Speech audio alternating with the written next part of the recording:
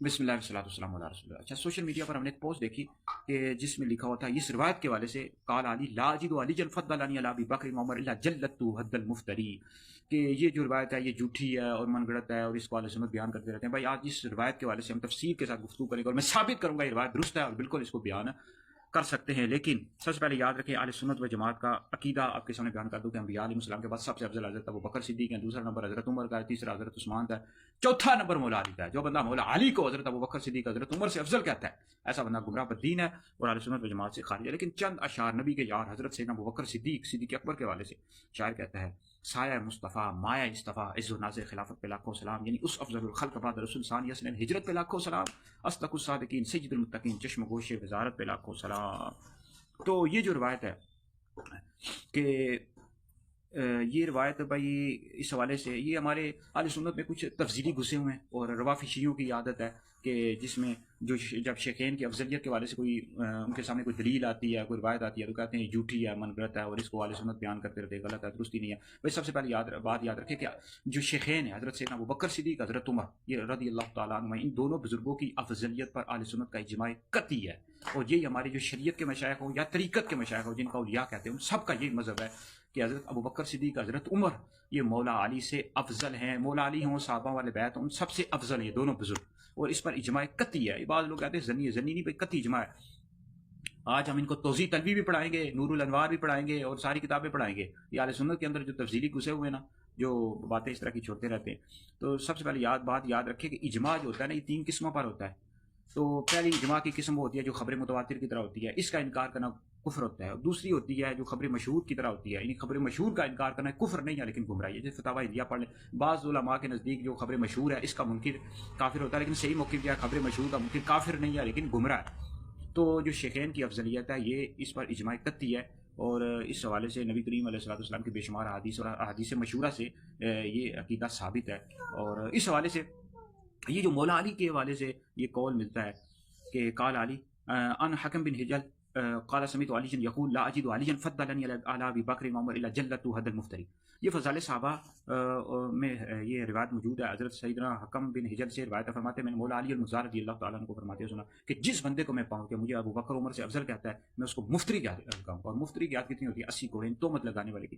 بھائی یہ کہتے رہتے ہیں یہ روایت جھوٹی ہے، من گڑت ہے۔ بھائی یہ روایت موجود ہے الاستیاب میں موجود ہے، اور اسی طرح طریق ابن ساکر میں موجود ہے، ریاض الندرہ میں موجود ہے، جلد نمبر 1 میں موجود ہے، یہاں تک کہ جو شیعوں کی کتاب ہے رجال کشی، جو رافضی شیعوں کی کتاب ہے اس میں بھی یہ روایت موجود ہے، انہوں نے بھی اس روایت کو صحیح لکھا ہوا ہے۔ وہ اس حدیث کے جو راوی ہیں جنہوں نے مولا علی سے اس حدیث کو سنا، خود سنا، اور رافضی شیعوں غور و فکر کرو، تفضیلیوں والے سنت کے اندر جو تفضیلی گزے ہوئے ہیں وہ غور و فکر کرو، تفکر کرو، توبہ کرو، رجوع کرو۔ مولا علی کا چوتھا نمبر ہے، چوتھا نمبر، پہلا نمبر ابو بکر کا ہے، دوسرا عمر کا ہے، پھر تیسرا عثمان کا ہے، مولا علی کا چوتھا نمبر ہے۔ یہ روایت محمد بن حنفیہ سے ہے، محمد بن حنفیہ مولا علی کے بیٹے حضرت علقمہ سے، عبد خیر، جابر بن حمید، حکم بن حجل اور ان کے والد حجل، یہ سارے راوی جو ہے مولا علی سے براہ راست اس روایت کو روایت کر رہے ہیں۔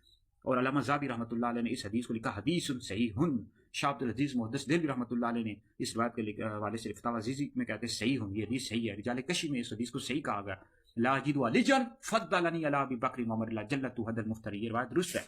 اب ایک اور اعتراض کر دیتے ہیں، بھائی حد تو قطعی مسئلے پر لگتی ہے، جیسے شراب کو پیے تو اس کی سزا 80 کوڑے، تو یہ تم کہہ رہے ہو مولا علی کہہ رہے ہیں کہ میں اس کو 80 کوڑے ماروں گا، کہ قطعی مسئلہ ہے، اور یہ قطعی مسئلہ ہے، زنی نہیں ہے، حدیث مشہورہ ثابت ہے، اور مولا علی نے اپنی طرف سے بات کہی نہیں، مولا علی نے نبی کریم علیہ الصلوۃ والسلام سے حدیث سنی ہوئی تھی، یہ بخاری نہیں پڑھی، آتا ہے بخار مگر آتی نہیں بخاری۔